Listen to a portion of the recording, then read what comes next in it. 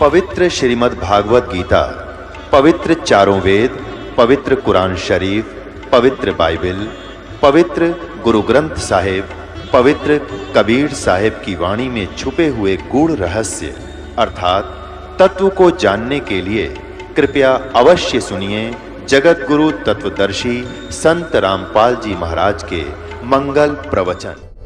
दर्शकों, यह कहानी है बिहार के मध्यपुरा के रहने वाले उदय जी की, जो सालों से अनेक भक्ति साधनाओं में लगे रहे, लेकिन फिर भी इन्हें जीवन में सुख शांति नहीं मिली। उदय जी हाइड्रोसील जैसी गंभीर बीमारी से पीड़ित थे, लेकिन ऐसा क्या हुआ कि डॉक्टर्स ने उदय जी को जो ऑपरेशन करने के लिए कहा था, उसे करने से मना कर दिया। यानी वो बिना ऑपरेशन के ही ठीक हो गए और साथ ही साथ जो नशे की लत उदय जी छोड़ना चाह रहे थे, इनकी वो लत भी छूट गई। आखिर क्यों उदय जी संत रामपाल जी महाराज के गुणगान कर रहे हैं? आइए सुनते हैं उदय जी की कहानी उन्हीं की जुबानी। नमस्कार सर। नमस्कार सर। सर, क्या नाम है आपका? जी, मेरा नाम उदय ऋषिदेव है। उदय जी, आप कहाँ से हैं? ग्राम लाही, पंचायत रामपुर लाही, थाना शंकरपुर, जिला मधेपुरा, बिहार से हूँ। उदय जी, संत रामपाल जी महाराज से नाम दीक्षा आपने कब ली? जी, मैंने नाम लिया 5/5/2019 में। संत रामपाल जी महाराज से नाम दीक्षा लेने से पहले आप क्या भक्ति साधनाएं किया करते थे? जी, जो हिंदू समाज में अन्य देवी देवताओं की भक्ति चलते थे, वही भक्ति हम करते थे। उदय जी, संत रामपाल जी महाराज की शरण में आप कैसे आए? जैसे कि मैं पहले हरिंद्रानंद जी का शिष्य रहा था, फिर मैंने उसका चर्चा सुनने लगा मोबाइल पे। फिर मुझे चैनल बदलते बदलते मोबाइल में फिर संत रामपाल जी महाराज का सत्संग आया। वो बता रहे थे पहले ही राउंड में कि कौन ब्रह्मा की माँ है, कौन विष्णु की बाप, कौन शंकर का दादा है, हमको दियो बताए। फिर मुझे ये बात हमें जैसे हथौड़ा जैसे हमें दिमाग में लगा कि ये संत कैसे बता रहा है कि ब्रह्मा विष्णु में इसका माता पिता भी है। तो मैं उसको गौर से देखने लगा। तब तक मैं संत रामपाल जी महाराज अपने टीवी पर सभी शास्त्र को खोल खोल करके दिखा रहे थे, उंगली रख रख करके दिखा रहे थे। तो संत रामपाल जी महाराज आगे आगे पढ़ रहे थे, मैं पीछे से पढ़ रहा था। फिर मुझे पता चला कि वास्तव में ये ज्ञान सत्य है। फिर मुझे भक्ति का ललक हुआ। फिर मैंने सोचे कि क्यों ना मैं दुखी भी हूँ, क्यों ना मैं इस भक्ति को करूँ ताकि मुझे भी परमात्मा का प्राप्ति हो। और मुझे इस भक्ति का मुझे पूरे ललक लग गया। फिर मैं उनको सत्संग को देखते देखते मैंने 1 महीना देखा। भीमपुर आश्रम में जा कर के नाम दीक्षा हमने ले लिए संत रामपाल जी महाराज से। संत रामपाल जी महाराज से नाम दीक्षा लेने के बाद आपको क्या क्या लाभ मिले? देखिए सर, मुझे तो लाभ बहुत हुआ, लेकिन मुझे कुछ कुछ लाभ याद है, मैं वो बताना चाहूँगा। जैसे कि मुझे बीमारी ने ग्रस्त कर लिया। मैंने डॉक्टर का पास गया तो डॉक्टर ने बताया कि तुम्हें हाइड्रोसील है।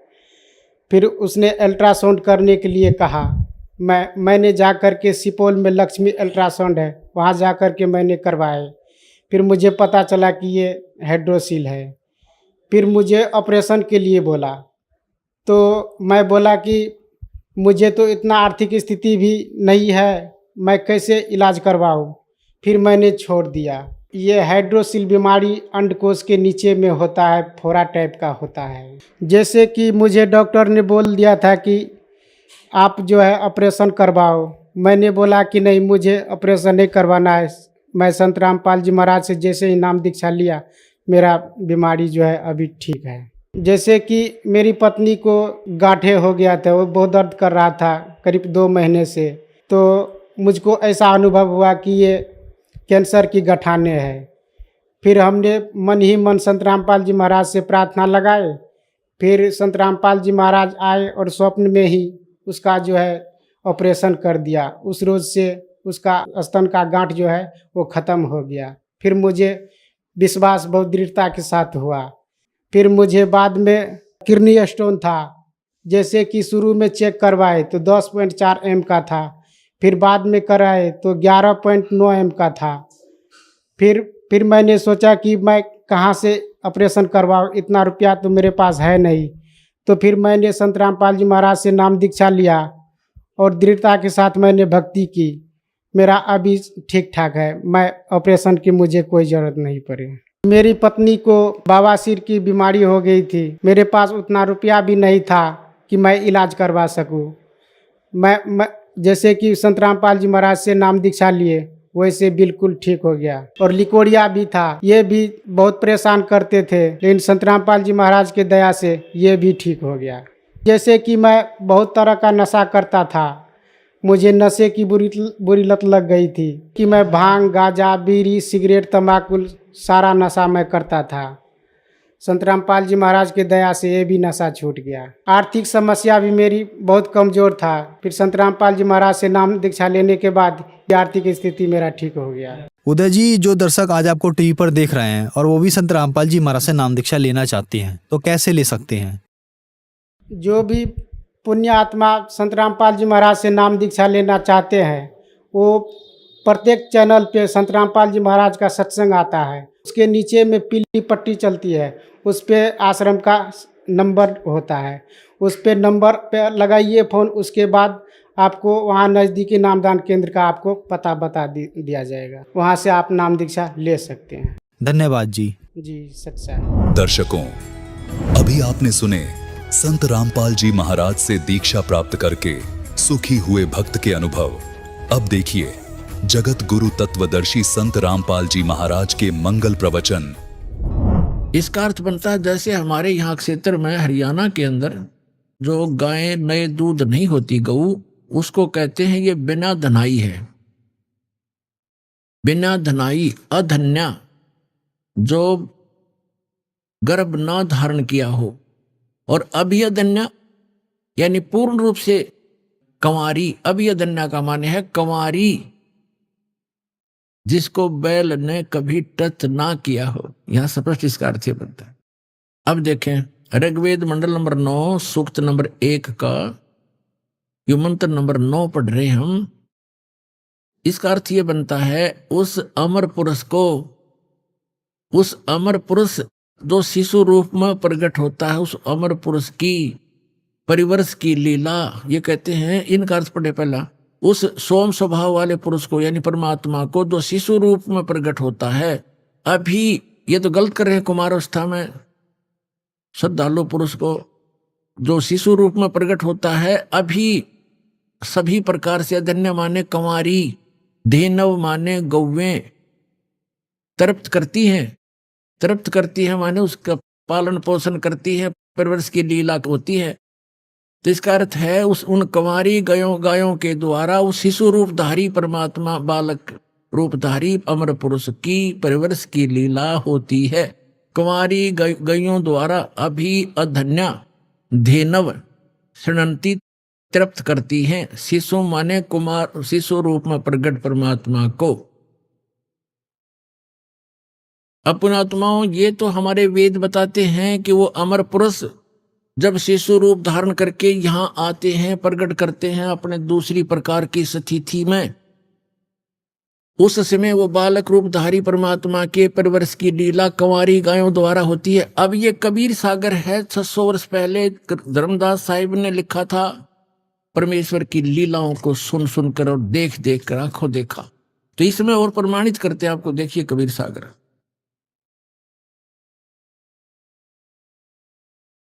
खेमराज श्री कृष्णदास प्रकाशन मुंबई से प्रकाशित है। ये देखिएगा यहां से, ये है कबीर सागर। और इसके कौन है? कबीर पंथी भारत पथिक स्वामी युगलानंद बिहारी द्वारा पुरस्कृत। कहां से छपा है? प्रकाशक में मुद्रक है खेमराज श्री कृष्णदास, अध्यक्ष श्री वेंकटेश्वर प्रेस, खेमराज श्री कृष्णदास मार्ग मुंबई से। अब इसके हम आपको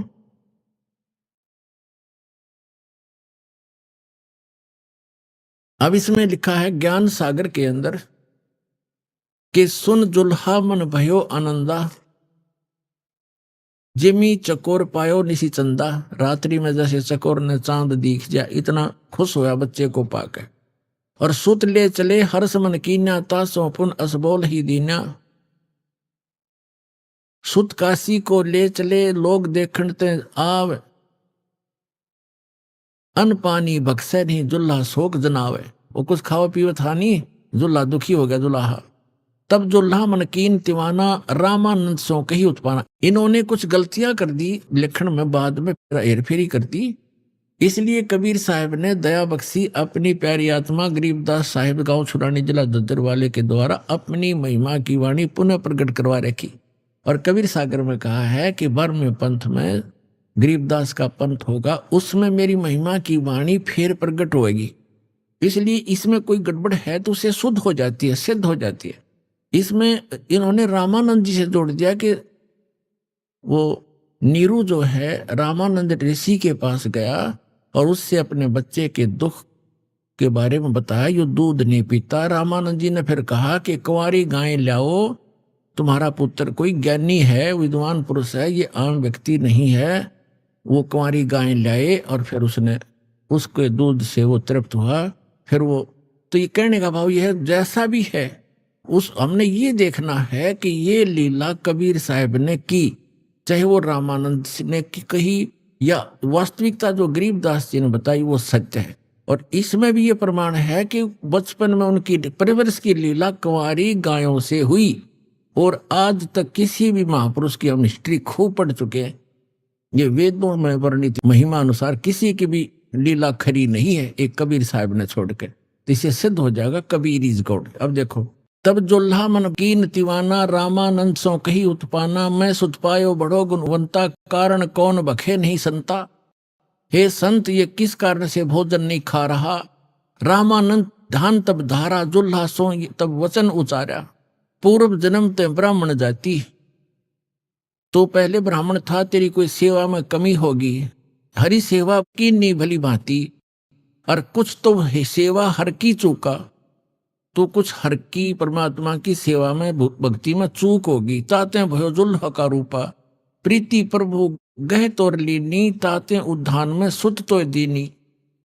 परमात्मा तेरे से प्रसन्न हो गया तो इसलिए तुझे वहां जंगल में पुत्र दिया। अब नीरू कहता है, हे प्रभु जस की ना तस पायो, मैंने जिसा क्रियाओ तो भर लिया, पर आरत हो तो दर्शन आयो। मैं दुखी हो करके संकट में तेरे पास आया हूं, सो कहिए उपाय गुसाई, बालक अक्षुदावत कुछ खाई। रामानंद अस युक्ति विचारा, तुम सुत कोई ज्ञानी अवतारा। तेरा पुत्र कोई विद्वान पुरुष है, कोई अच्छी आत्मा है। बछिया जाही बैल नहीं लागा, वो बछिया ला जिसने बैल ने टच भी नहीं किया हो। सो ले ठाड़ करते ही आगा, उसके पास लाकर खड़ी कर दे। वह कुंवारी बछिया लिया, दूध चले ते थन ते दूध ही धरो छिपाई, अक्सर उदावंत जब होवे ताक कह देव खवाई। जुल्हा एक बछिया ले आया, कंवारी बछिया, जाके संग बैल नहीं लागा। और चलो दूत कोई मरम न पावा, चलो दूत जुल्हा हरसाना, राग छिपाए कहो नहीं जाना।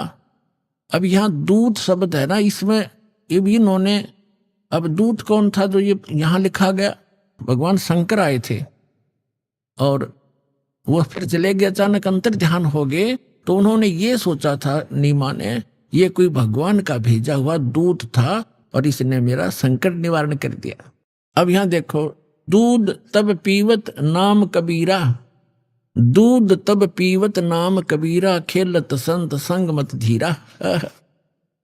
अपनात्मा, हमने सबसे पहले ये पहचान करनी है कि जिस भगवान की, जिस अल्लाह की, जिस खुदा की हम भक्ति कर रहे हैं, वो सचमुच भगवान भी है कि नहीं।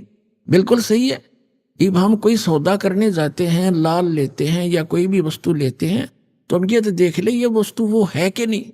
तो आज आपके समक्ष हमारे पवित्र सदग्रंथ वेदों ने सिद्ध कर दिया कि भगवान जब शिशु रूप धारण करके आता है, उनकी परवरिश की लीला कुंवारी गायों से होती है। और परमेश्वर ने स्वयं 600 वर्ष पहले यह लीला की, क्योंकि वो तो गुण है, वो करते ही करते हैं।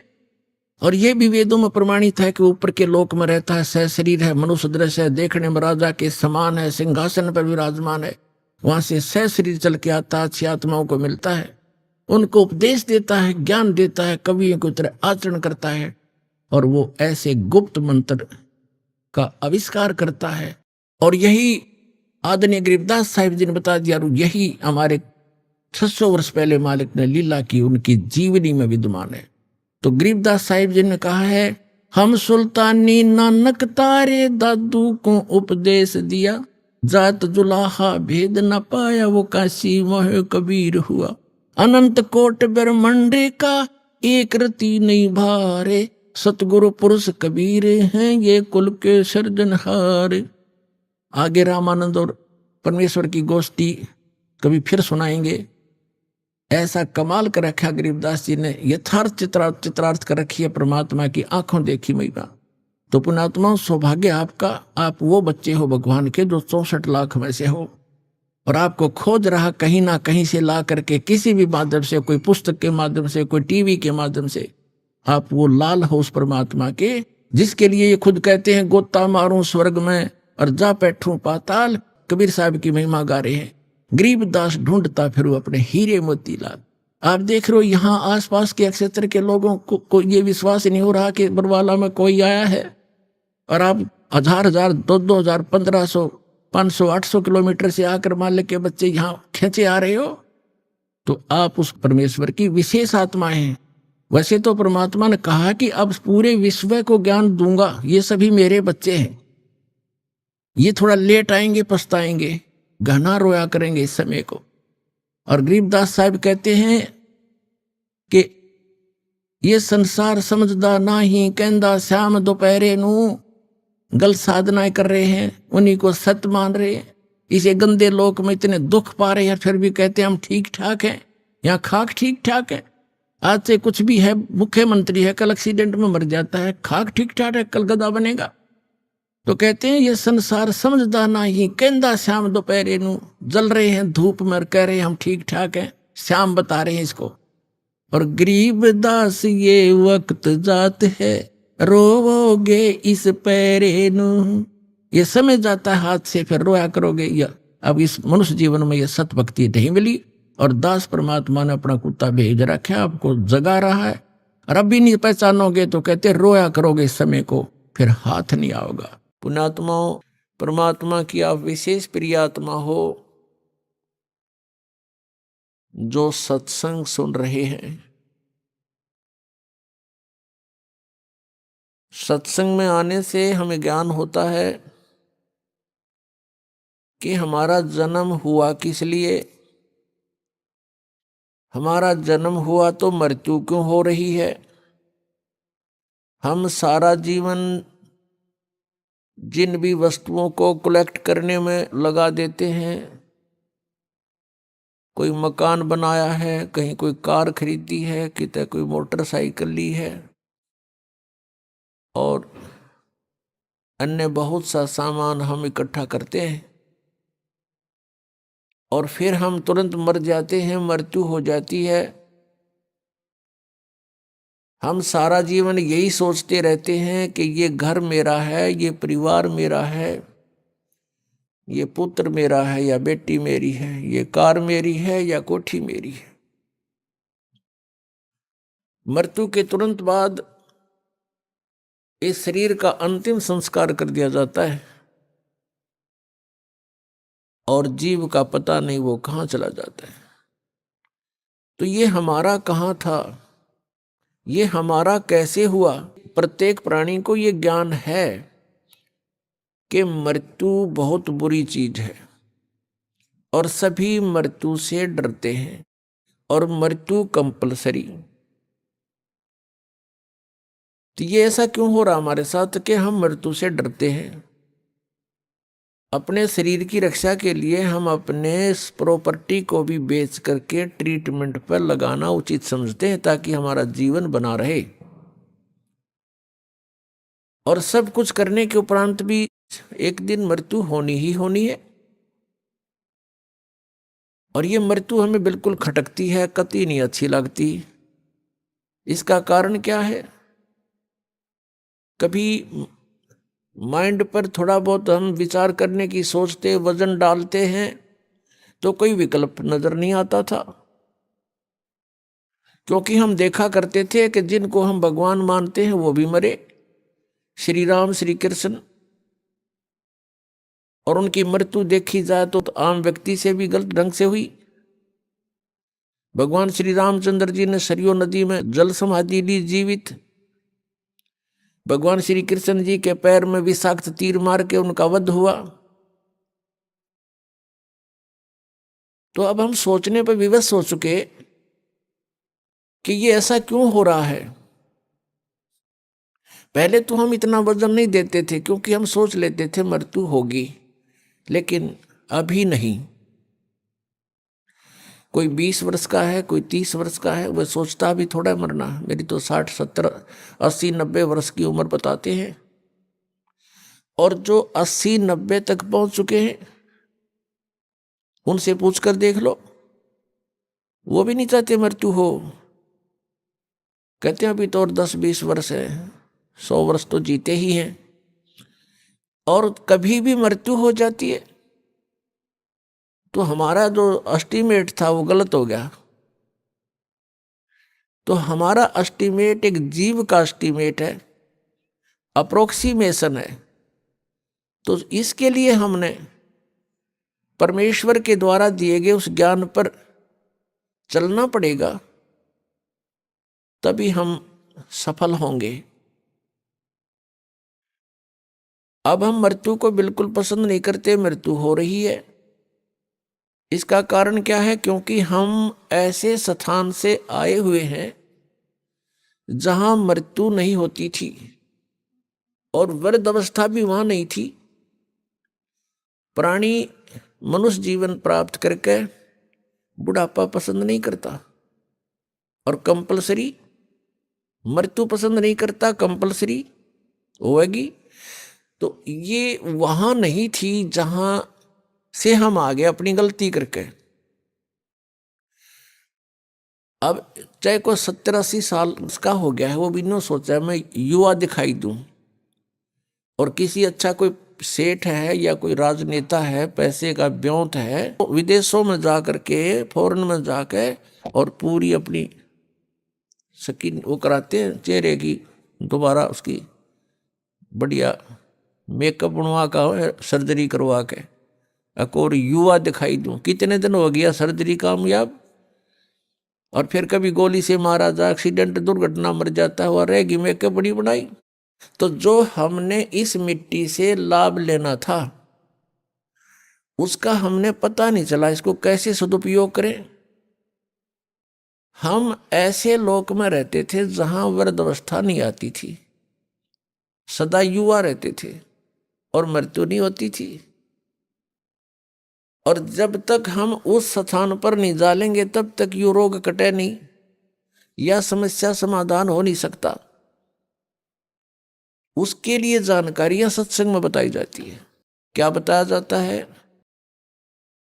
तू कौन कहां से आने फंदा, देखो आगे बेरानी क्यों जलता। तू कौन कहां से आने फंसा, यहां आगे बेरानी क्यों जलता। चल थीर करूं अवगत नगरी, जा चौर सुहंगम अजब ढूरता। क्या बताते हैं कि तू कहां से आके फंस गया और यहां बिरानी आग में जल रहा है। और परमात्मा कह रहे हैं कि चल तुझे वहां ले चलता हूं, उस लोक में चलो जहां जाने के बाद फिर कभी मृत्यु नहीं होगी। वो सत्यलोक है।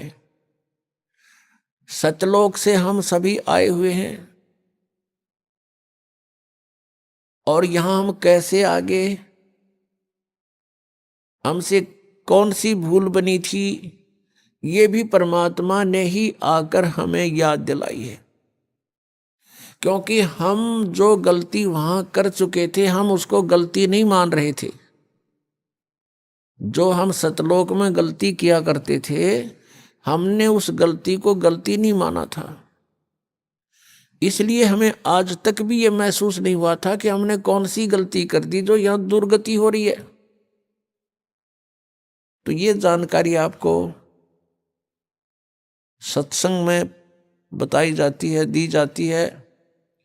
और ये ज्ञान जो आपको सुनाया जा रहा है, ये परमेश्वर ने स्वयं आकर ही बताया है।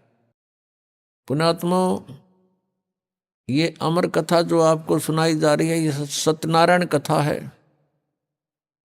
और हमने जो कथाएं सुन रखी हैं वो सत्यनारायण कथा नहीं थी। सत्यनारायण का अर्थ होता है सत्यनारायण। सत्य माने अविनाशी,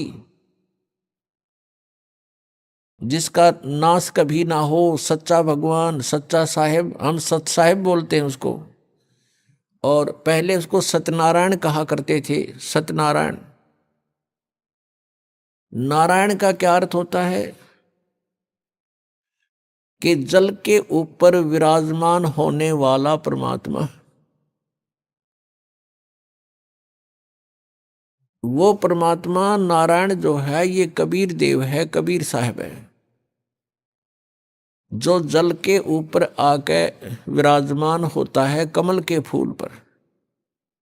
ये सत्यनारायण है, ये अविनाशी परमात्मा है। हम इसको सत साहब बोलते हैं, सत साहिब। जैसे साहब कहते हैं, साहब, ये फलाना साहब, ये मंत्री साहब, प्रधानमंत्री साहब। तो हम उसको बोलने में थोड़ा साहिब बोल देते हैं, बोलने में सुथरा सा लगे साहिब। नहीं तो ये सत साहब कहो, सत साहिब, सत साहब एक ही बात। तो सत्य साहिब यानी सत्यनारायण भगवान। सत्यनारायण, सत्य माने सच्चा, अविनाशी। तो हम जिनको सत्यनारायण मानकर उनकी कथा सुनते और सुनाते थे, वो सत्यनारायण नहीं थे, वे अविनाशी नहीं थे। जैसे विष्णु जी, श्री ब्रह्मा जी, श्री शिव जी, ये नासवान थे। तो हमने अभी तक न तो सत्यनारायण का ज्ञान था और न ही सतलोक का। गीता जी अध्याय नंबर 18 के श्लोक नंबर 62 में कहा कि अर्जुन, तू सर्वभाव से उस परमेश्वर की शरण में जा, उसकी कृपा से ही तू परम शांति को और सनातन परम धाम को प्राप्त होगा। जब तक जन्म मृत्यु है, जीव को शांति नहीं हो सकती। क्योंकि इस पृथ्वी पर आप किसी भी जीव को देख लो, किसी को भी चैन नहीं है। हम राजा लोगों को ये समझते थे ये बड़े सुखी हैं, इन जैसा दुखी धरती पर इंसान नहीं। ये सत्कर मान लेना। अब इनके बस की बात नहीं, ये राज ना करें, क्योंकि इनके भाग में लिख रखा है, इसकी इनकी किस्मत है, पिछले पुण्य है। उन पुण्यों के प्रतिफल में उनको ये समस्या मिली हुई है। देखो, एक छोटे से परिवार का एक मुखिया होता है, जिसमें 5-7 सदस्य होते हैं। उनकी व्यवस्था में वो कितना दुख रहता है। कोई बीमार हो गया, किसी के कपड़े लेने हैं, किसी की फीस भरनी है, विवाह के योग्य हो गए, विवाह ना हुआ तो चिंता होगी, तो फिर आगे मनमाने और समस्या, पुत्र ना हुए उनका तो समस्या। तो कहने का भाव ये है, वो एक ही छोटे से परिवार के पोषण में रात को भी सपने में भी दुखी रहता है। और राजा तो एक बहुत बड़े क्षेत्र का मुखिया बन जाता है, पिता बन जाता है। राजा प्रजा का पिता होता है और उसको कितनी चिंता रहती है, कहीं फ्लड आ गया है तो राजा को धक्कदेसी होगी कि दुर्घटना होगी, तो उसी को समस्या होती है। कहीं कुछ बनाना है, कहीं कोई अशांति फैल गई है, कोई एमएलए खिसकन की सोच रहा है तो नींद आवा नहीं। तो यहाँ कहते हैं परमात्मा कि यहाँ शांति नहीं किसी प्राणी को। निर्धन तो सोचता है धनवान सुखी, धनवान सोचते हैं कि राजा सुखी। राजा सोचता है कि भाई स्वर्ग में बताओ सुख तो वहां होगा। ये सत्कर मान लेना आप। इन राजा लोगों को सुख नाम की चीज नहीं है, सपने में भी नहीं सुख इनको। और फिर ये सोचते हैं स्वर्ग में सुख है। जिन बकवादों को हम सुख मानते हैं वो सुख नहीं है। परमात्मा कहते हैं झूठे सुख को सुख कहे, ये मान रहा मनमोद, ये सकल जबीना काल का कुछ मुख में कुछ गोद। बेटा जाया खुशी हुई बहुत बजाए थाल, ये तो आना जाना लगा हुआ है जो कीड़ी का नाड़। अब राजा सोचते हैं कि स्वर्ग में सुख होगा। अब स्वर्ग के देवता, उनकी दुर्गति, उनके इतिहास पढ़कर देखो पुराणों में, कभी असुर और देवताओं का और सुर-असुरों का युद्ध हो गया, राक्षसों का। कभी देवता हार गए, कभी असुर हार गए। इंद्र जो स्वर्ग का राजा होता है, गद्दी छोड़ भाग गया, असुरों ने कब्जा कर लिया स्वर्ग पर। वो कहीं जंगल में भूखा प्यासा भटक रहा है और इंद्र सोचता है कि ब्रह्मा विष्णु महेश सुखी होंगे। ये 3 लोक के एक एक विभागीय मंत्री हैं। अब ये ब्रह्मा विष्णु महेश कितने सुखी हैं। श्री विष्णु जी के अवतार श्री कृष्ण जी, श्री रामचंद्र जी, श्री रामचंद्र के रूप में राजा दशरथ के घर जन्म जब श्री विष्णु जी का हुआ, युवा हुए, युवा होते विवाह हुआ, विवाह होते ही वनवास हुआ, वनवास से सीता का हरण हुआ, यानी उसकी पत्नी का रावण उठा ले गया और फिर रावण के साथ युद्ध हुआ। पुण्यात्माओं, करोड़ों व्यक्ति मारे गए वहां पर। तब सीता की वापसी हुई। वापसी आने पर बड़ी खुशी बनाई, नगरी में दीप जलाए गए घी के। सीता के वापस, श्री राम के वापस आने पर, सीता लौटा लाने पर, और कुछ दिनों के बाद सीता जी का निष्कासन कर दिया श्री रामचंद्र जी ने स्वयं ही। किस बात पर के एक धोबी ने व्यंग कस दिया। वो अपनी पत्नी को धमका रहा था। रात्रि के समय आपस में कहा सुनी होने से उस धोबी की पत्नी घर से बाहर चली गई थी कहीं अपने रिश्तेदारी में। फिर वो वापस लेकर आया तो उसको धमका रहा था कि मैं तुझे घर नहीं रखूंगा, तू 3 दिन कहाँ रही। मैं दशरथ के पुत्र जैसा नहीं हूं जो वहां पर 12 वर्ष तक रावण के पास रही, उसको फिर घर ले आया। उधर से श्री रामचंद्र जी राजा थे अयोध्या के। पहले राजा लोग अपनी प्रजा के दुख सुखों को स्वयं ही जाना करते थे। रात्रि के अंदर वेश बदल कर घूमा करते थे। ये बात जब देखा कि किस घर में की आवाज आ रही है, वहां खड़ा होकर सुना, तब उसने सुनने को मिला कि मैं उस राजा दशरथ के पुत्र रामचंद्र जैसा नहीं हूं जो रावण के पास उसकी पत्नी रही और उसको घर में रखे हुए है। तो सुबह निकल जाना यहां से। इस बात को सुनकर ही श्री रामचंद्र जी ने सीता जी को निष्कासित कर दिया, निकाल दिया घर से, कि नगरी के लोग मेरे ऊपर व्यंग कस रहे हैं और मैं ये बात नहीं सुन सकता।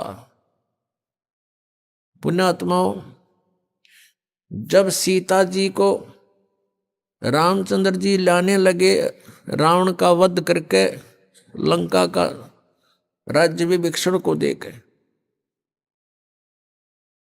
तब श्री रामचंद्र जी ने कहा था कि मैं तेरी परीक्षा लूंगा और यदि परीक्षा में सफल होगी तो मैं ले चलूंगा, नहीं तो नहीं ले चलूंगा। मैं तुझे अग्नि में जलाऊंगा।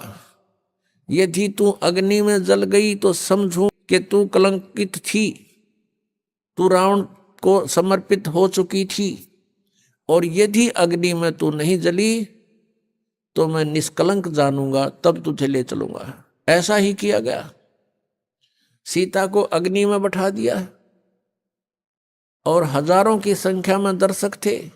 सीता जी नहीं जली और सब ने कहा कि भगवान निष्कलंक है, माई निष्कलंक है, और इतनी कठोर परीक्षा लेकर के वापस अपने घर लाया था। और फिर एक व्यक्ति के कहने से श्री रामचंद्र जी ने उसको निकाल दिया, अपनी पत्नी को। तो कहाँ गई वो उसका अपना जजमेंट। तो ऐसे ये राजा के योग्य भी नहीं थे ये लोग, और हम इनको भगवान मान रहे थे। एक गर्भवती औरत को अपनी को घर से बाहर निकाल देता है, कहीं मरो कहीं जाओ, कोई बात थी या? फिर परीक्षा लेने की क्या जरूरत थी?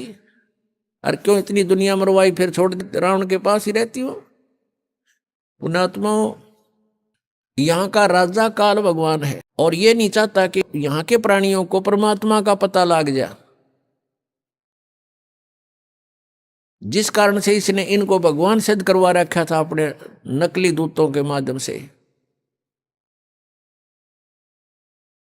और फिर क्या होता है लास्ट में, श्री रामचंद्र जी ने अश्वमेघ यज्ञ घोड़ा छोड़ दिया कि पूरी पृथ्वी पर शासन प्राप्त करने के लिए कि इस घोड़े को जो पकड़ेगा वो युद्ध करे मेरे साथ। वो घोड़ा उन्हीं के पुत्रों ने, जो सीता जी ने बाहर जाके जन्म दिया था ऋषि वाल्मीकि की कुटिया में, एक पुत्र गर्भ में था, दूसरा फिर वाल्मीकि जी की मिसअंडरस्टैंडिंग के कारण एक घास से, यानी कुसा से, या घास होती है डाब, इससे एक लड़का बनाया था।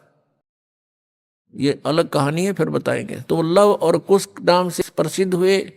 लव तो सीता के गर्भ से जन्म हुआ था और कुश को वाल्मीकि जी ने अपनी भक्ति शक्ति से उसको बनाया था। लव और कुश युवा थे, उन्होंने वो श्री रामचंद्र जी का घोड़ा पकड़ लिया। फिर उनका पिता पुत्रों का युद्ध हुआ तो दोनों ने छक्के छुड़ा दिए राम के, और सीता जी फिर भी उनके हाथ नहीं आई और वो पृथ्वी के अंदर समा गई। और श्री रामचंद्र जी ने आकर के सरयू नदी के अंदर, अयोध्या के साथ से बह रही एक सरयू दरिया, उसमें जल समाधि ले ली इसी दुख में। अब श्री कृष्ण जी का इतिहास देख लो। श्री विष्णु जी अवतार श्री कृष्ण जी, श्री रामचंद्र जी के जीवन वाला भोग भोग के वो प्राणी श्री कृष्ण रूप में फिर जन्म हुआ। सारा जीवन दुखी रहा श्री कृष्ण, सारा जीवन जेल में जन्म हुआ, माता पिता कैद में, कभी मामा शत्रु हो गया, कभी पूतना मारने जा रही है, कभी केसी, कभी चाणोर शत्रु हो गया, कभी जरासिंह लड़ने को आ रहा है, कभी शिशुपाल से युद्ध हो रहा है, कवासुनी हो रही है, और कभी फिर कल्यवन आ रहा है। इस दुख में श्री कृष्ण जी ने मथुरा का त्याग कर दिया और ऐसे स्थान पर रहने लगे जहां कोई ना पहुंच सके। समझदार व्यक्ति यही सोचते हैं, राड से बाढ़ अच्छी होती है, झगड़े से बचाव अच्छा होता है। श्री कृष्ण जी उन सबको भी मार सकते थे, क्योंकि वो त्रिलोक के में एक विभागीय मंत्री है, एक विशेष शक्ति होती है प्राणी में, वो उनके अंदर शक्ति थी। लेकिन यही सोचा था कि किस किस ने मारूं, या तो सबकी बुद्धि भ्रष्ट। तो श्री कृष्ण जी ने द्वारका बनाई। समुद्र के बीच में एक टापू था जिसका केवल एक गेट था, द्वारिका, एक द्वार की नगरी। और ये सोच करके वहां यदि इतनी दूर, पहले तो कोई आवेगा नहीं, ऐसे स्थान पर जा रहे हम, और वहां कोई आवेगा युद्ध करने, तो हम एक ही तरफ से उसका सामना कर सकते हैं, इसलिए एक गेट था उसका, और बाकी 3 समुद्र था 3 तरफ। तो वहां श्री कृष्ण जी चले गए, अपना सारा ही जीवन वहां व्यतीत किया। यहाँ तो ज्यादा से ज्यादा 18 साल के 20 वर्ष के तक यहाँ रहे थे, और बाकी फिर लगभग 200 वर्ष तक जिए थे श्री कृष्ण जी, और बाकी का समय द्वारका में व्यतीत किया था उन्होंने। तो अब ये जो लोग अनजान संत ऋषि, ये गुरु नकली हमें भ्रमित करते हैं कि गोवर्धन पर की परिक्रमा करनी चाहिए और वृंदावन अवश्य जाना चाहिए, मथुरा में अवश्य जाना चाहिए, वहाँ हमारे भगवान ने लीला की है, उनके चरण कमल टिके हैं, वहाँ घूमा करते थे, स्नान किया करते थे। अरे श्री कृष्ण जी यहाँ 20 वर्ष रहे थे इस मथुरा में, बाकी 180 साल तो वहाँ रहे हैं द्वारका में, और वहाँ का नामो निशान मिट गया उस द्वारका को। इसलिए वहाँ खत्म की द्वारका, समुद्र में डूब गई श्री कृष्ण जी की मृत्यु के बाद, और यादों का विनाश हो गया था, आपस में लड़के मर गए थे। और जो बाकी शेष औरतें बची थी उनको अर्जुन ले आया था, सब खाली हो गई थी द्वारका। उसके बाद वो समुद्र ने डबो दी थी, अंदर चली गई। कारण यही था कि भगवान ने सोचा कि यहाँ आएंगे फिर ये धक्के खान द्वारका में इतनी दूर, इसलिए उसका नामो निशान मिटवा दिया था। अगर आज द्वारका होती तो ये नकली कहते द्वारका में भगवान रहे थे, वहां जाया करो, वहां बहुत पुण्य होता है। उस द्वारका में तो सत्यानाश होया था, सारे यादव कटका मर गए थे वहां पर। आज भी जाते हैं वहां बहुत से श्रद्धालु। तो कहने का भाव यह है कि जब तक आत्मज्ञान बिना नर भटके, इस तत्व ज्ञान बिना नर भटके, कदे मथुरा कदे काशी। फिर श्री कृष्ण जी का फिर कैसे अंत हुआ? श्री कृष्ण जी के सामने पूरा यादव कुल आपस में लड़का मर गया, पोते पड़पोते रिश्तेदार सब आपस में कट कर मर गए। और वो सारा सांग देख कर, वो सारा अनर्थ देख कर जब श्री कृष्ण जी की मृत्यु हुई, एक परिवार के सामने एक आधे की मृत्यु हो जाती है, उसका कलेजा फट जाता है, रो रो के पागल हो जाता है इंसान। तो पुण्यात्माओं, आज तक हमें सत्यनारायण कथा नहीं मिली थी, और ये सत्य कथा है। सत्यनारायण का अर्थ है सच्चा भगवान, और सच्चे भगवान की सच्ची कहानी, सच्ची कथाएं। तो प्रसंग चल रहा है कि परमात्मा ने बताया कि तुम जब तक जन्म और मृत्यु के अंदर हो, सुख नहीं हो सकता, शांति नहीं हो सकती। अब इंद्र सोचता है ब्रह्मा विष्णु महेश सुखी होंगे। अब इन ब्रह्मा विष्णु महेश की आप देख रहे हो, श्री राम की, श्री विष्णु जी की, श्री कृष्ण जी की कैसे दुर्गति हुई। श्री कृष्ण यानी ब्रह्मा विष्णु महेश सोचते हैं कि परमात्मा कोई और है, हम सुखी नहीं हैं। अब प्रसंग चल रहा है कि सत्यनारायण कथा जो है, सत्यनारायण का अर्थ है अविनाशी परमात्मा। ब्रह्मा विष्णु महेश ये सत्यनारायण नहीं है। श्री विष्णु जी को हम सत्यनारायण जानकर किसकी कथा सुना और सुनाया करते थे, सुनते और सुनाते थे। आपको दिखाते हैं कि श्री ब्रह्मा जी, श्री विष्णु जी, श्री शिव जी ये सत्यनारायण नहीं थे, अविनाशी भगवान नहीं थे, ये नाशवान थे, इनकी जन्म मृत्यु होती थी। एक झलक दिखाएंगे आपको, समझदार को संकेत बहुत होता है, देखिएगा। श्रीमद् देवी भागवत, श्रीमद् देवी भागवत गीता प्रेस गोरखपुर से प्रकाशित है। ये इसके संपादक हैं हनुमान प्रसाद पोदार, चिमन लाल गोस्वामी। ये कहाँ से मुद्रित है? प्रकाशक एवं मुद्रक हैं गीता प्रेस गोरखपुर, गोविंद भवन कार्यालय कोलकाता का संस्थान। इसका एक थोड़ी सी झलक दिखाते हैं। 123 पृष्ठ, तीसरा स्कंध, 123 पृष्ठ है ये तीसरा स्कंध। भगवान विष्णु, श्री विष्णु जी अपनी माता दुर्गा की स्तुति करते हुए बता रहे हैं, तुम शुद्ध स्वरूपा हो, ये सारा संसार तुम ही से उद्भासित हो रहा है। मैं ब्रह्मा और शंकर, हम सभी तुम्हारी कृपा से विद्यमान हैं। हमारा आविर्भाव और तिरोभाव हुआ करता है। आविर्भाव माने जन्म और तिरोभाव माने मृत्यु। हमारा तो जन्म और मृत्यु हुआ करता है। केवल तुम ही नित्य हो, जगत जननी हो, प्रकृति और सनातनी देवी हो। ये प्रकृति दुर्गा को कहते हैं, ये भी ध्यान रखना, ये गीता जी में काम आओगा आपका। भगवान शंकर बोले, देवी यदि महाभाग विष्णु तुम्ही से प्रकट हुए हैं तो उनके बाद उत्पन्न होने वाले ब्रह्मा भी तुम्हारे ही बालक हुए। फिर मैं तमोगुणी लीला करने वाला शंकर क्या तुम्हारी संतान नहीं हुआ?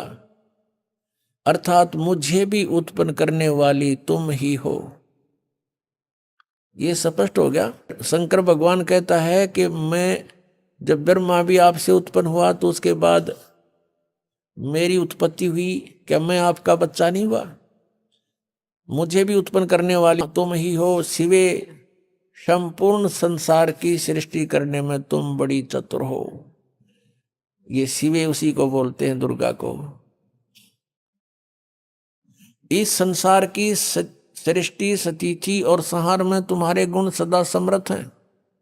उन्हीं तीनों गुणों से उत्पन्न हम, यानी ब्रह्मा, विष्णु एवं शंकर, रजगुण ब्रह्मा, सतगुण विष्णु, तमगुण शिव जी, शंकर भगवान नियमानुसार कार्य में तत्पर रहते हैं। अब इस पवित्र पुराण ने, इस श्रीमद् देवी भागवत पवित्र पुराण ने 4 कंसेप्ट क्लियर कर दिए। एक तो ये कि ब्रह्मा विष्णु महेश नासवान है, इनकी जन्म मृत्यु होती है, ये सत्यनारायण नहीं है। और दूसरा ये हो गया कि दुर्गा इनकी माता है तीनों की। तीसरा ये हो गया कि रजगुण ब्रह्मा, सतगुण विष्णु, तमगुण शिव जी। और चौथा कंसेप्ट ये क्लियर हो गया कि ये केवल नियमित कार्य ही कर सकते हैं, यानी जिसके भाग्य में जो कुछ लिखा है उतना ही दे सकते हैं। दुख है तो दुख ही देंगे, ये उसमें परिवर्तन नहीं कर पाओगे। और सुख है आपके भाग्य में तो उसको भी यदि आप इनकी भक्ति करते हो तो निर्बाध दिला देंगे। लेकिन ये कर्म, आपके कर्म में दुख है तो उसको परिवर्तन नहीं कर सकते, या किसी भी प्रकार के पाप कर्म दंड का नाश नहीं कर सकते। ना संचित कर्म को नाश कर सकते और न ही ये प्रारब्ध के कर्म का नाश कर सकते। और संचित जो हम कर रहे हैं, जो क्रियावान है, ये भी उसको नहीं बदल सकते। जैसे महाभारत का युद्ध हुआ, श्री कृष्ण जी ने बहुत कोशिश की, यानी विष्णु जी ने, कि ये युद्ध ना हो। उनकी 100 प्रयत्न करने पर भी युद्ध होकर ही रहा। तो जो क्रियावान कर्म थे वह भी ना बचे, उनको भी नहीं चेंज कर सके। नित कितना अनर्थ हुआ, करोड़ों व्यक्ति मारे गए। वो सारा पाप पांडवों के सिर पर रखा गया। और प्रारब्ध के कर्म को ये अपना भी नहीं काट सकते। प्रारब्ध तो दूसरों का नहीं कैसे काटेंगे। जैसे श्री राम रूप में श्री रामचंद्र जी ने सुग्रीव के भाई बाली को मारा था, धोखा देकर वृक्ष की ओट लेकर तीर मारा था। उसका भी बदला देना पड़ा, वो भी कर्म दंड भोगना पड़ा। उसके प्रारब्ध में लिखा गया वो कर्म श्री कृष्ण रूप में। जो बाली वाली आत्मा थी वो तो एक शिकारी बना, और श्री राम वाली आत्मा श्री कृष्ण बने। और श्री कृष्ण जी का वध विषाक्त तीर, यानी जहर से बुझे हुए तीर मार कर उस एक शिकारी ने उनका वध किया। तो उनका अपना भी कर्म भोगना पड़ा उन भगवानों को, जिनकी हम गुण गाया करते थे, जिनको सर्वशक्तिमान बताया करते थे। तो वो भी सर्वशक्तिमान नहीं पाए, ये अविनाशी भी नहीं पाए, क्योंकि इनकी जन्म मृत्यु होती है। इनके पिता कौन है? इनके पिता काल रूपी ब्रह्म है। पुण्यात्माओं, सत्संग के अंदर परमात्मा की याद दिलाई जाती है, आत्मा और परमात्मा की स्थिति बताई जाती है। कौन से कर्म अच्छे हैं, कौन से बुरे हैं, ये याद दिलाई जाती है। और आपको जो मिशन से जुड़ता है, जो भगवान चाहता है, उसको स्ट्रिक्टली कहा जाता है कि ये पाप नहीं करोगे, ऐसा नहीं करोगे तो तुम सफल होगे। सच्चाई है ये। तो फिर वो आपके क्रियावान कर्म भी बदलवा दिए जाते हैं। जैसे कोई शराब पीता है, कोई चोरी करता है, कोई मिलावट करता है, कोई जारी करता है, कोई और बकवाद करता है, वो सब छुटवाई जाती है। वो क्रियावान कर्मों को भी चेंज कर दिया जाता है। प्रारब्ध के अंदर आपकी किस्मत में कोई जबरदस्त दुख है, उसको भी परमात्मा हल्का करके नाश कर देते हैं। परमेश्वर शरण में आने से आई टले बला, और जय मस्तिष्क में, जय भाग्य में सूली होवा काटे में टल जा। यदि आपके भाग्य में कहीं मृत्यु दंड लिखा हो, कहते कांटा लाग के, मनमाने ठोकर लाग के, अंगूठा फूट कर जीवन बच जा, इतना हल्का करके परमात्मा, वो कबीर परमेश्वर आपके प्रारब्ध में लिखे हुए पाप कर्म का विनाश कर देते हैं, और संचित जो कर्म आपके वहां रखे हैं डिपॉजिट, उसका भी नाश कर देते हैं। क्या बताते हैं परमेश्वर अपनी महिमा, आप ही बतावें आकर के। जब ही सतनाम हृदय धरो, भयो पाप को नाश, जैसे चिंगारी अग्नि की भाई पड़े पुराने घास। हमारे संचित कर्मों का ढेर लगा पड़ा है। हम आप जी को अब मिली है सत साधना, जो सच्ची साधना करनी चाहिए थी। इस सत साधना को ना करके हम जितने भी क्रियाएं करते थे वो शास्त्र विधि को त्याग कर मनमाना आचरण था, वो भगवान के विधान के विपरीत था। श्रीमद् भगवत गीता अध्याय नंबर 16 के श्लोक नंबर 23 में लिखा कि अर्जुन, शास्त्र विधि को त्याग कर जो मनमाना आचरण करते हैं, अर्थात मनमानी पूजाएं करते हैं, शास्त्र जो शास्त्र अनुकूल नहीं है, तो उनकी न तो गति होती है और न ही उनको कोई सुख होता है और न ही उनको कोई सिद्धि प्राप्त होती है, अर्थात यूजलेस। अभी आपने सुने संत रामपाल जी महाराज के मंगल प्रवचन। आइए अब सुनते हैं संत रामपाल जी महाराज जी से नाम दीक्षा लेकर सतभक्ति करके अद्भुत लाभ प्राप्त करने वाले अनुयायियों के विचार। दर्शकों, ये कहानी है झारखंड निवासी संतोष दास जी की, जो पहले सभी देवी देवताओं की भक्ति और शिव जी की आराधना करते थे। दर्शकों, हद तो तब हो गई जब इतनी भक्ति साधना करने के बाद भी संतोष जी को पारिवारिक समस्याओं के चलते जेल में जाना पड़ा। जेल से बाहर निकलने के लिए इन्होंने अपने इष्ट शिव जी से प्रार्थना की, पर फिर भी इन्हें कोई राहत नहीं मिली, जिस कारण शिव जी पर इनकी आस्था डगमगाने लगी। दर्शकों, जब संतोष जी जेल में थे तब इनकी मुलाकात संत रामपाल जी महाराज के एक शिष्य से हुई और उनसे ज्ञान चर्चा करने के बाद संतोष जी का जीवन पूरी तरह बदल गया।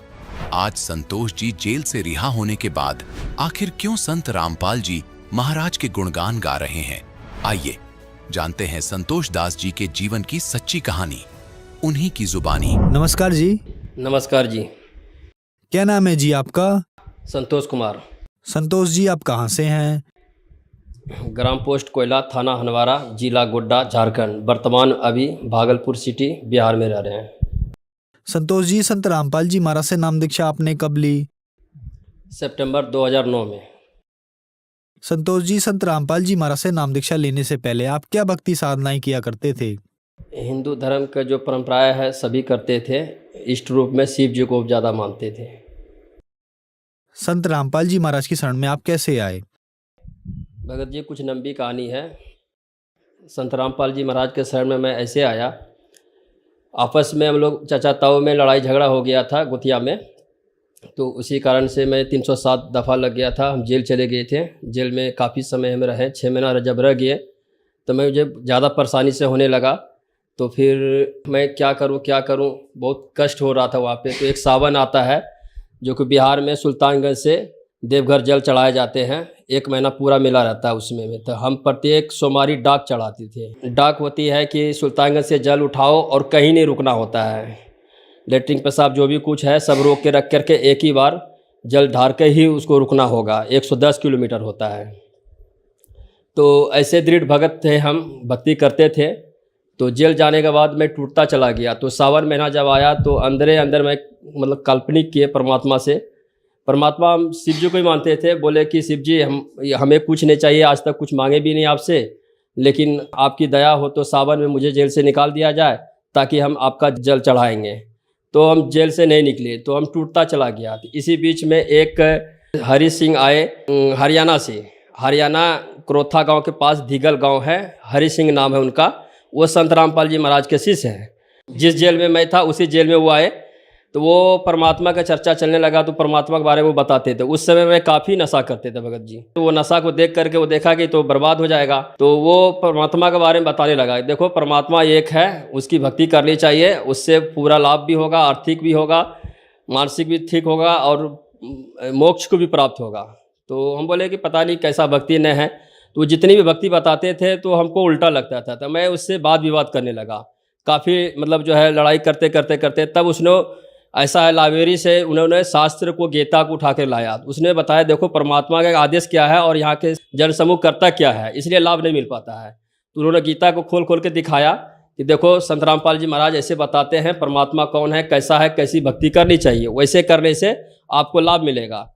तो मैं धीरे धीरे समझते चला गया, तो धीरे धीरे मैं उस ज्ञान को समझने लगा। तो फिर मैं एक ही उस समय में जेल में था तो बहुत टूटा हुआ था, तो मैंने बोला कि भगत जी ऐसा है कि क्या मैं जेल से निकाल सकता है संत रामपाल जी महाराज? बोले परमात्मा तो कुछ भी कर सकते।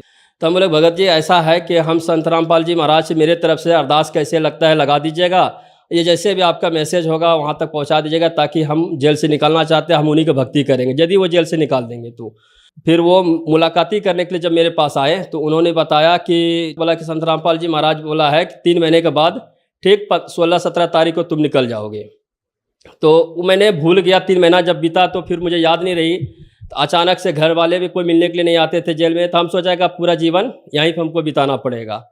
तो अब तक 3 महीना जब बीत गया भगत जी, ऐसा है कि हम संत रामपाल जी महाराज के ही ज्ञान चर्चा करते थे जेल में। तो हम लोग भगत सबको हमको चिढ़ाते थे कि देखो ये हरि भगत का चेला है, ऐसे ऐसे करके बोलता था। हम लोग भगत जी उनका चेला नहीं है, हम संत रामपाल जी महाराज के ज्ञान पे आरूढ़ हो गए हैं, उनकी भक्ति करते हैं, सब वो जो सच्चाई है वो हम बताते हैं। तो इसी बीच में गेट राइटर होता है जो को संदेश देता है कैदियों को कि कुछ भी मैसेज होता है तो देता है। तो उन्होंने 16 तारीख को भगत जी सर जी ऐसा है कि उन्होंने संदेश दिया कि बोला संतोष, बोला हाँ जी, बोला कि आपका कुछ खुशखबरी है। बोले बताओ क्या है भाई? तो बोला कि जो है पहले हमको सिगरेट पिला दो। बोला कि देखो मैं तो सिगरेट पिला नहीं सकता, क्योंकि हम जो है हरि सिंह जो है वो बताए हैं कि उसमें नशा नहीं करना होता, छूना तक नहीं होता, पिलाना तो दूर हो गया। तो हम लगे ये नहीं दे सकते हैं। तो बोले इसके बदले में तुम कहोगे तो हम जेल से निकलेंगे तो 5 किलो या 10 किलो मिठाई दे दूंगा मैं। तो बोला कि ठीक है ऐसा है कि तुम एक ही सिगरेट पिला दो। बोले नहीं हम नहीं पिला सकते हैं। बोला छोड़ो यार, तुम तो अडिग हो गए हो, तो फिर कहना क्या है, ऐसा है तुम लोग को बेल हो गया। तो हम खुशी का ठिकाना नहीं हुआ, विश्वास ऐसे नहीं हुआ।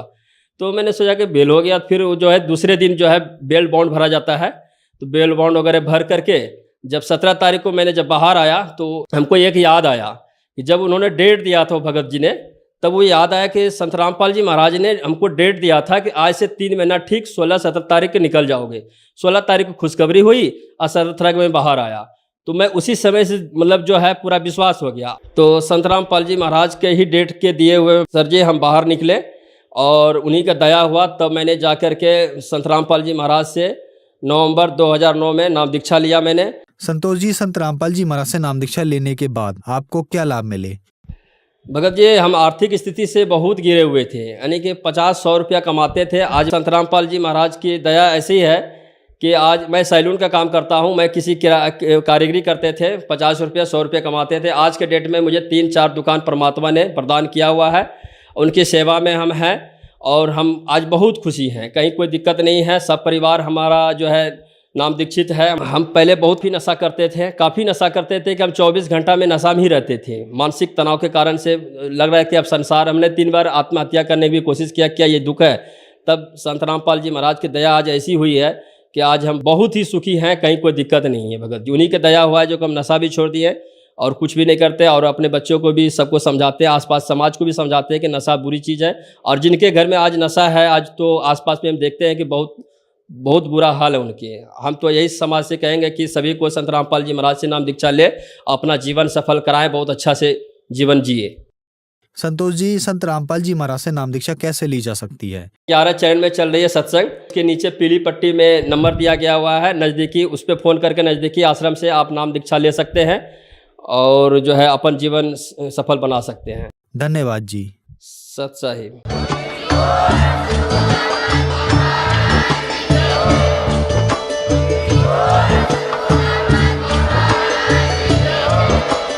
आप सुन रहे थे जगत गुरु तत्वदर्शी संत रामपाल जी महाराज जी के मंगल प्रवचन। अधिक जानकारी के लिए विजिट कीजिए हमारी वेबसाइट www.jagatgururampalji.org।